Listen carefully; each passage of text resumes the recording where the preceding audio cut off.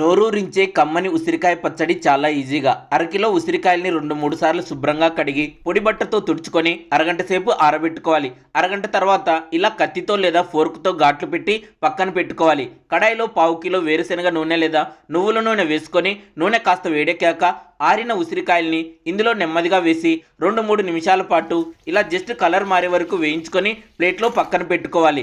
ఇదే నూనెలో 1 స్పూన్ ఆవాలు, అర స్పూన్ జీలకర్ర, 15 వెల్లుల్లి, 8 ఎండుమిర్చిని వేసి వేయించుకోవాలి. ఇవి వేగాక కొద్దిగా కరివేపాకు వేసి కలుపుకోవాలి. అలాగే 1/2 స్పూన్ ఇంగు వేసి కలుపుకొని స్టవ్ ఆఫ్ చేసి పక్కన పెట్టుకొని వీటిని చల్లారనివ్వాలి. కడాయిలో 1 స్పూన్ మెంతులు, 2 స్పూన్ల ఆవాలు వేసి వేయించుకొని వీటిని పొడి చేసుకోవాలి.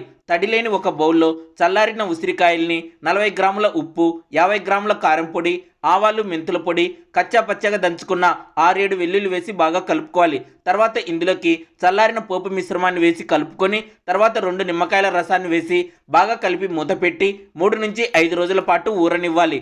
రోజుకొకసారి మూత తీసి బాగా కలుపుకోవాలి. 5 రోజుల తర్వాత ఆయిల్ అంతా ఇలా పైకి తేలియాడుతూ ఉంటుంది. ఒక్కసారి రుచి చూసి కావాలనుకుంటే ఉప్పు కారం వేసుకొని కలుపుకోవచ్చు. మేమైతే మళ్ళీ వేయలేదు.